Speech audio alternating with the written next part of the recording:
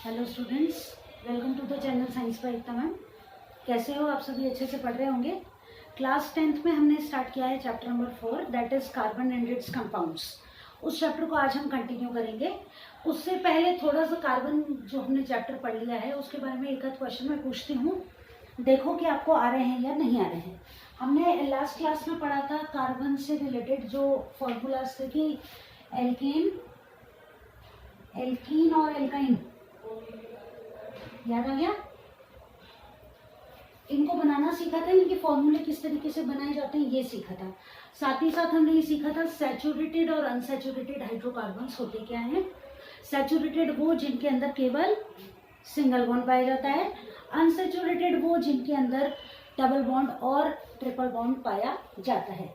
उस हिसाब से हमने ये पढ़ा था कि एल्केन्स जो हैं ये सैचुरेटेड हैं और ये दोनों, क्योंकि इसके अंदर डबल बॉन्ड है और इसके अंदर ट्रिपल बॉन्ड है, ये कैसे हैं? अनसैचुरेटेड, यानी ये संतृप्त हैं और ये असंतृप्त हैं। क्लियर? फॉर्मूला याद कर दो एक बार जल्दी से। एल्केन का क्या था बताओ, रिपीट करो मेरे पीछे। CnH2n+2 ठीक लिखा है क्या? एल्कीन का CnH2n-2 ठीक है क्या? नहीं है, CnH2n होता है। और एल्काइन का था CnH2n-2। याद हो गया? चले आगे चैप्टर में।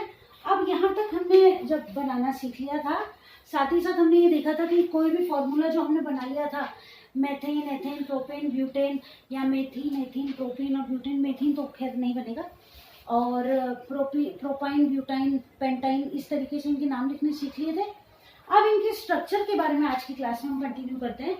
इनके स्ट्रक्चर के बारे में थोड़ी सी बात करते हैं। देखिए, हमने जब लास्ट क्लास में इनका स्ट्रक्चर बनाया था तो मान लो कि मैंने लिखा ब्यूटेन, यानी कि C4 हो गया, H कितना हो गया 4 2 8 और 2 कितना हो गया 10। तो मैंने आपको ये बताया कि इसका स्ट्रक्चर जो होगा वो कैसे बनाऊंगी मैं, कि कितने कार्बन ले लूंगी? 4। हाइड्रोजन मुझे कितने जोड़ने हैं? 10। अब as the name suggest butane, butane यानी कि ANE, एन लग रहा है, एन लग रहा है, इसका मतलब ये एल्केन है। और एल्केन है इसका मतलब सारे ही बंध कैसे होंगे? एकल बंध होंगे, यानी कि सिंगल बॉन्ड्स होंगे। क्लियर बात? अब देखो, अगर आपको फॉर्मूला सही आपने बना लिया तो आपको गिनने की जरूरत ही नहीं, हाइड्रोजन कहाँ कितने लगेंगे। ये ध्यान रखना है कि हर कार्बन की 4 वैलेंसीज हैं, चारों आपको कंप्लीट करनी है। इस कार्बन की 1 वैलेंसी कंप्लीट है, ये 3 वैलेंसी हो गई, इसकी 2 कंप्लीट है, 2 ये हो गई, 1 2 3 4, 1 2 3 और 4। गिन लो हाइड्रोजन 1 2 3 4 5 6 7 8 9 और ये 10। सही है, तो जरूरत नहीं पड़ी गिनने की, ऑटोमेटिक अपने आप सही हो गया। अब ये जो आपने स्ट्रक्चर देखा है कि कार्बन को हमने एक सीधी चेन में बना दिया, ये जो है ये कार्बन का कहलाता है, ये कोई भी एल्केन का या एल्कीन का या एल्काइन का, ये कहलाता है चेन स्ट्रक्चर। चेन स्ट्रक्चर यानी कि श्रृंखला। चेन का मतलब है श्रृंखला। लेकिन इसमें अब आपको क्या देखना है? ब्रांचिंग और सीखनी है। ब्रांचिंग यानी कि शाखन।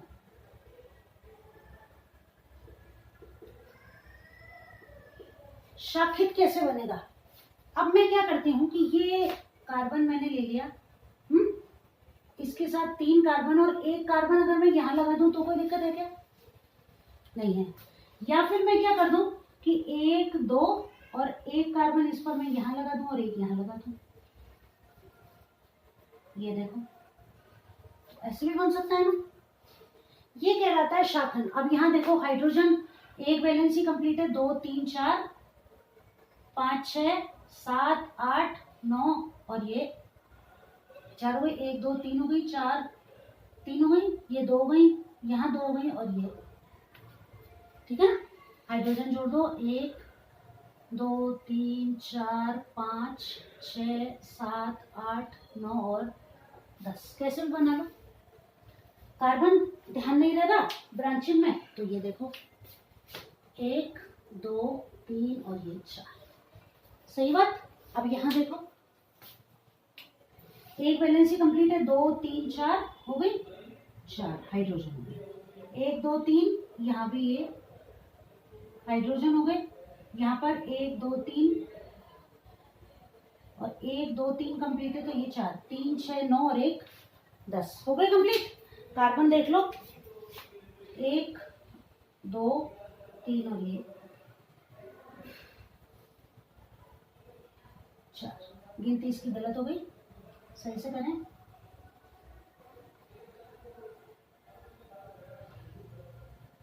ठीक है, ये देखो, ये इनकी नंबरिंग हो गई। तो अब यहाँ हमने सीखा कि एक ब्यूटेन के ही चेन लाइक स्ट्रक्चर भी हो सकता है और ब्रांच स्ट्रक्चर भी हो सकता है। आपके एग्जाम के पॉइंट ऑफ व्यू से ये सिर्फ इतना सा जरूरी है कि आपको मालूम होना चाहिए कि इनमें चेन स्ट्रक्चर कौन सा है और ब्रांच स्ट्रक्चर कौन सा है। चेन स्ट्रक्चर का मतलब यह है कि सभी कार्बन, जैसे आप नहीं खड़े हो जाते हैं प्रेयर में हाथ पकड़ के कोई गेम खेलने के लिए, तो एक दूसरे का हाथ पकड़कर हम खड़े हैं, तो वो चेन स्ट्रक्चर हो गया। ब्रांचिंग आपने जानी ली कि एक कार्बन के साथ दूसरा और उसके ऊपर एक और दूसरा जोड़ दिया जाए, तो ये कहलाता है ब्रांचिंग। तो ये तो हो गए स्ट्रक्चर, चेन और ब्रांचिंग स्ट्रक्चर। अब हो गया हमारा रिंग स्ट्रक्चर। तो देखो, रिंग स्ट्रक्चर जो होता है ना, ये अधिकतर पाया जाता है एरोमेटिक कंपाउंड्स में। हालांकि जो एरोमेटिक कंपाउंड्स नहीं होते उनमें भी पाया जाता है, जैसे साइक्लोपेंटेन होता है, उसका चेन स्ट्रक्चर होता है।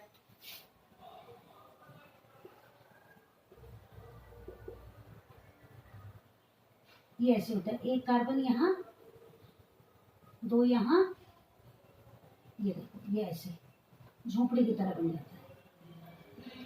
अब मैंने क्या बताया आपको, चेन पढ़ लिया, ब्रांच पढ़ लिया, अब हम पढ़ रहे हैं रिंग स्ट्रक्चर।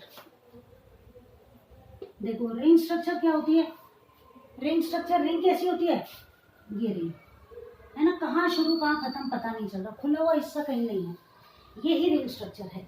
और आपको जो याद करना है, आपकी बुक में जो एकमात्र एग्जांपल दिया हुआ है इसका, वो दिया हुआ है बेंजीन। देखो, C6H6। अब C6 यानी कि हेक्सेन। हेक्सेन जब आप बनाते हो तो C6H कितना हो गया, 6 हो गया 12 और 2 14, लेकिन यहाँ हाइड्रोजन कितना है, केवल 6। तो ये कैसे पॉसिबल है कि 6 हाइड्रोजन और 6 कार्बन से मिलकर कोई कंपाउंड बन जाए। तो देखो यहाँ कैसे बनता है, ये कार्बन, ये कार्बन, फिर ये कार्बन और यहाँ ये कार्बन, इसको ऐसे बनाते हैं, ऐसे। ठीक है, एक डबल बॉन्ड, एक सिंगल बॉन्ड, फिर एक डबल बॉन्ड। तो यहाँ मान लो ये डबल बॉन्ड हो जाएगा, ये सिंगल बॉन्ड हो गया एक, फिर डबल बॉन्ड, फिर सिंगल बॉन्ड, फिर ये डबल बॉन्ड। अब देखो, इसकी 3 वैलेंसी कंप्लीट है, कितने हाइड्रोजन चाहिए इसको, 1। इसकी भी 3 कंप्लीट है, 1।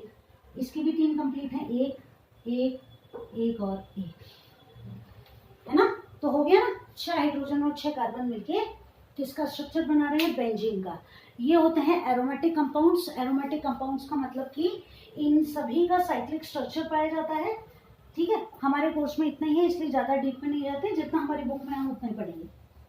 ठीक, एल्केन एल्कीन आपने समझ लिया, एल्काइन आपने समझ लिया।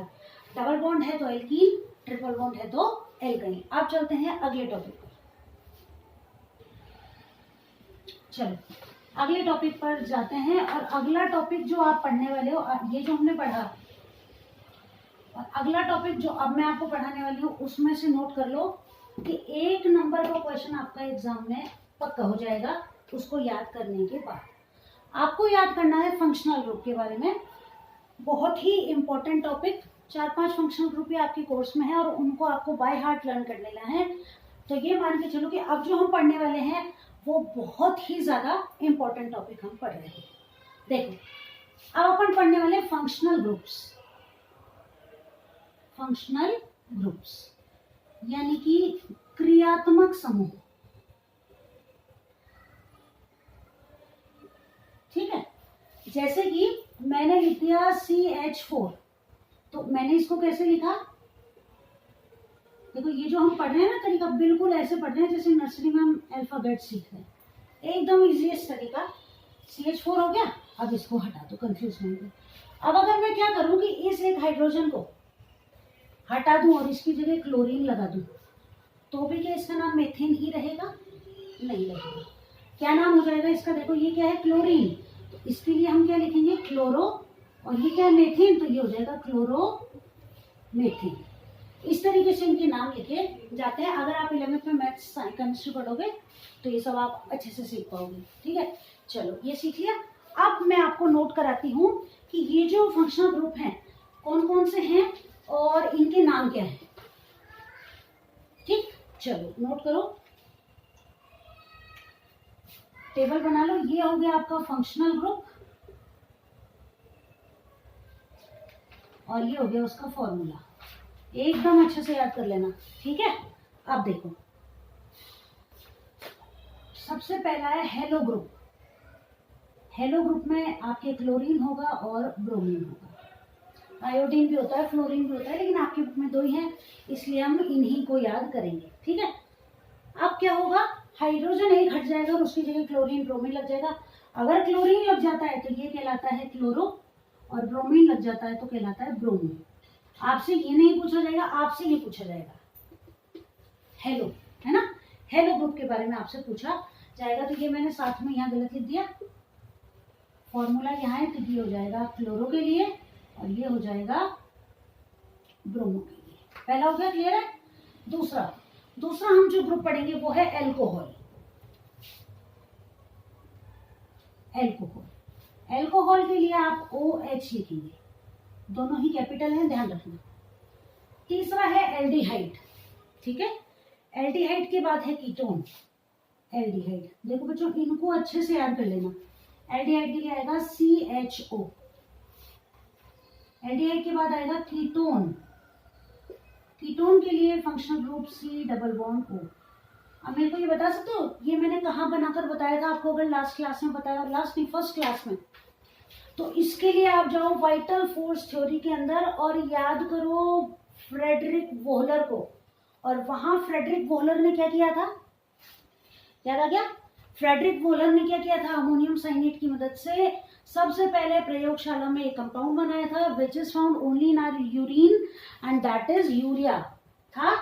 और मैंने आपको यूरिया का फॉर्मूला लिख के बताया था, देखो याद कर लो जल्दी से, क्या ठीक है? यही है क्या?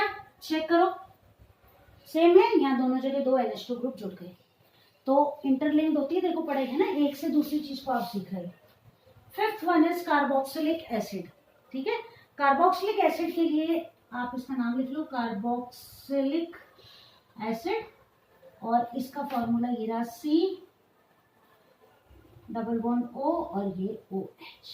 हो गई 4 वैलेंसी कंप्लीट कार्बन की। ये देखो यहाँ मैं लाइन खींच देती हूँ ताकि आपको कंफ्यूजन ना हो। ये तो बताओ समझ में आया कि नहीं? आगे अच्छे से, बिल्कुल इनको अच्छे से याद कर लो। ये आपके या तो फिलअप में या फिर ऑब्जेक्टिव क्वेश्चन में बनने जैसा क्वेश्चन है, और कुछ भी नहीं करना, बस इनको पहचानना है आपको, कुछ भी नहीं करना है।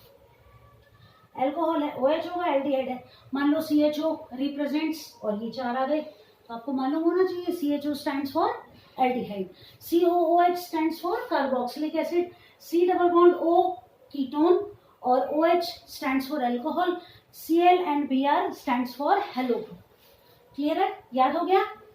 यानी OH है तो अल्कोहल, CHO है तो एल्डिहाइड, CO है तो कीटोन, COOH है तो कार्बोक्सिलिक अम्ल, और क्लोरो और ब्रोमो जो है ये हेलो ग्रुप कहलाते हैं। इसमें हिंदी इंग्लिश की कोई दिक्कत नहीं है, जो हिंदी में है वही इंग्लिश में है। तो अगर हिंदी मीडियम वाले स्टूडेंट्स पढ़ रहे हैं तो उनको कंफ्यूज होने की जरूरत नहीं है, सेम रहेगा, बस ये आपको कीटोन एल्डिहाइड हिंदी में लिखना है। क्लियर? चले अब आगे। और अगला जो टॉपिक है ये भी एक इम्पोर्टेंट टॉपिक है। ये तो तैयार हो गया, ये आपका तैयार हो गया चैप्टर में से 1 नंबर का क्वेश्चन। 1 ही नंबर का आएगा ये, या तो ABCD वाले क्वेश्चन में पूछ लिया जाएगा या फिर अपने। अगला जो टॉपिक पढ़ने वाले हो ना आप, वो है सजातीय श्रेणी। समजातीय लिखा हुआ हो तो एक बार हिंदी वाली बुक में चेक कर लेना। जहाँ तक मुझे ध्यान है उसे सजातीय श्रेणी ही कहा जाता है, फिर भी एक बार चेक कर लेना, ठीक है। अब देखो हिंदी में इसको लिखते हैं हम होमोलोगस सीरीज। होमोलोगस सीरीज या सजातीय श्रेणी। क्लियर? अब ये क्या है, देखो आप लिख रहे हो एल्केन्स या एल्कीन्स या एल्काइंस, ठीक है। होमोलोगस सीरीज जो है ये कोई 2 कॉन्सिक्यूटिव एल्केन्स, एल्कीन्स या एल्काइंस पर डिपेंड करती है, यानी कि 2 क्रमागत एल्केन, एल्कीन या एल्काइन पर डिपेंड करती है होमोलोगस सीरीज। क्या है ये देखते हैं अपन। जैसे कि मैंने n बराबर 3 ले लिया और n बराबर 4 ले लिया, और मैंने बनाया एक एल्केन, ठीक है। एल्केन मैं बना रही हूँ, इसका मतलब CnH2n+2 होगा, एल्कीन भी बना लेते हैं, चलो दोनों में एक साथ सीखेंगे। एल्केन और एल्कीन भी बना लेते हैं, यानी CnH2n, ठीक है। अब n बराबर मैं 3 ले रही हूँ, तो C3H कितना हो गया, 3 2 6, 6 और 2 8, क्लियर। n बराबर 4 ले रही हूँ, C4H कितना हो गया, 4 2 8, 8 और 2 10, सही बात। अब देखो एल्कीन बना रहे हैं, C3H कितना हो गया 6 और 4 से बना रहे हैं तो C4 और H 8 हो गया। बस यही है सजातीय श्रेणी। अब आप कहोगे कि भाई ये कैसे सजातीय श्रेणी, ये तो हम वैसे ही बना लेते हैं, सजातीय श्रेणी क्यों लिखा गया। तो देखो सजातीय श्रेणी को अब मैं डिफाइन करके आपको बताती हूँ कि सजातीय श्रेणी या होमोलोगस सीरीज क्या है, कि किन्हीं दो क्रमागत एल्केन, एल्कीन या एल्काइन के अंदर, कॉन्सिक्यूटिव एल्केन, एल्कीन और एल्काइंस के अंदर क्या होता है कि इसके जो दो मेंबर्स हैं सीरियल में, उनके अंदर, अब देखो अगर मैं आपको कहूं कि आप C4H10 में से माइनस कर दो C3H8 को, तो आपको क्या मिलता है, यहाँ कितने कार्बन है 4, यहाँ कितने हैं 3, कितने कार्बन बच गए 1, हाइड्रोजन यहाँ कितने हैं 10, यहाँ कितने हैं 8, तो हाइड्रोजन कितने बच गए 2, सही। यहाँ देखो C4H8 में से लेस कर दो C3H6 को, 4 में से 3 गए, कितने कार्बन बच गए 1, 8 में से 6 गए, कितने हाइड्रोजन बच गए 2, सेम आ रहे हैं क्या, एल्काइन बनाओगे तो भी सेम आएगा, ठीक।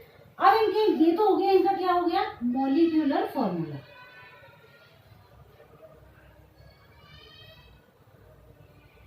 ठीक है, मॉलिक्यूलर फॉर्मूला। अब हम बात करते हैं मॉलिक्यूलर वेट। कार्बन का मॉलिक्यूलर वेट 12, याद करो 9th क्लास में आपने पढ़ा है। हाइड्रोजन कितने हैं 2, 2 1 2, कितना हो गया 14, यहाँ देखो 12 + 2 14, बराबर है क्या दोनों में ही, दोनों में ही क्या है ये बराबर है, ठीक है। तो अ सीरीज ऑफ कंपाउंड्स, ठीक है, a series of compounds which have the same functional group,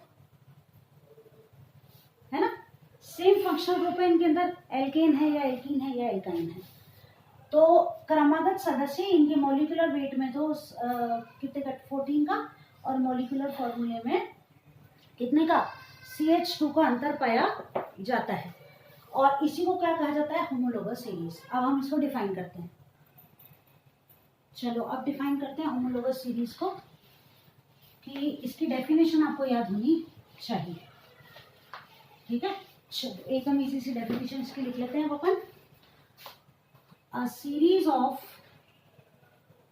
organic compounds, a series of organic compounds in which each successive member, successive मतलब आगे आने वाला, each successive member differs from its previous member by CH2 और, ठीक है, केवल CH2 का अंतर पाया जाएगा, और 14 AMU, AMU याद है ना, एटॉमिक मास यूनिट। तो ऑर्गेनिक कंपाउंड्स की वो सीरीज जिसमें हर आगे आने वाला मेंबर अपने पीछे वाले मेंबर से CH2 या मॉलिक्यूलर वेट में 14 का अंतर रखता है। आप भाई हमारे हिंदी मीडियम वाले स्टूडेंट्स नाराज न हो जाए तो उनके लिए भी लिखते हैं कि वह श्रेणी या श्रृंखला, वह श्रेणी जिसमें, जिसका प्रत्येक नया सदस्य या प्रत्येक नया आने वाला सदस्य अपने पिछले सदस्य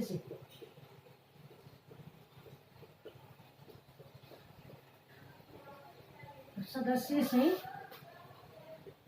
अणुसूत्र में CH2 का तथा अणुभार में 14 का अंतर रखता है। अब आपको क्या करना है, एग्जाम्पल दे देना है, जैसे प्रोपेन एंड ब्यूटेन। क्लियर? अभी लिया था अपन ने, हिंदी में लिख दो प्रोपेन व ब्यूटेन। तो बताओ अब ये चैप्टर इजी लग रहा है या नहीं? जिन्होंने आप में से पढ़ लिया ना, वो अगर पढ़ रहे हो तो मेरे को ये बताना आप जरूर कि ये चैप्टर अब आपको इजी लग रहा है या नहीं लग रहा है। ठीक है, अब आज के लिए इतना ही, इतना तैयार हो जाएगा। अब हम आगे बढ़ेंगे और सबसे इम्पोर्टेंट चीज अब हम सीखेंगे। देखो आज वाली क्लास में से एक बार रिकैप कर लें तो पहले ब्रांचिंग रिंग और चेन स्ट्रक्चर सीख लिया हमने, वो इतना इंपॉर्टेंट नहीं था लेकिन हमें मालूम होना चाहिए इसलिए हमने पढ़ लिया। दूसरी चीज हमने क्या पढ़ी, एक तो होमोलोगस सीरीज, एक फंक्शनल ग्रुप, और ये दोनों ही बहुत ही ज्यादा इंपॉर्टेंट है, इनको एकदम अच्छे से तैयार कर लेना। इसीलिए आज की क्लास में नोमेनक्लेचर को इंक्लूड नहीं कर रही हूँ, क्योंकि नोमेनक्लेचर अगर इंक्लूड हो जाएगा, इनका नाम लिखना अगर जब आप सीख जाओगे ना तो फिर ये गड़बड़ हो जाएगा। तो इसको आज पक्का कर लो, अगली क्लास में हम नाम लिखना सीख लेंगे और लगभग चैप्टर अब हमारा आधे से ज़्यादा कंप्लीट हो गया। कंबस्शन और वो रिएक्शंस हैं उनको हम अगली क्लास में इंक्लूड कर लेंगे, साथ ही साथ इन कंपाउंड्स के नाम लिखना सीखेंगे। ठीक है बच्चों, तो अच्छे से पढ़ते रहो, क्लास अच्छी लगे तो शेयर कर देना, ठीक है, अपने फ्रेंड्स के साथ। और जैसे जैसे मैं तैयारी कराती जा रही हूँ वैसे वैसे ये मत सोचो कि मार्च बहुत दूर है, अभी तो बहुत टाइम है हमारे पास, ये नहीं सोचना है। हमें ये सोचना है मार्च दूर नहीं है, हमारे एग्जाम जल्दी ही शुरू होने वाले हैं। बिल्कुल ऐसी तैयारी होनी चाहिए कि चाहे पेपर में से कुछ भी आ जाए हमें सब कुछ आना चाहिए, है ना। इम्पोर्टेंट के भरोसे नहीं रहना है, हमें थॉरोली चैप्टर को पढ़ना है और समझना है, रटना नहीं है। ठीक है, तो अच्छे से समझ लो। जल्दी मिलेंगे अगली क्लास में, बाय।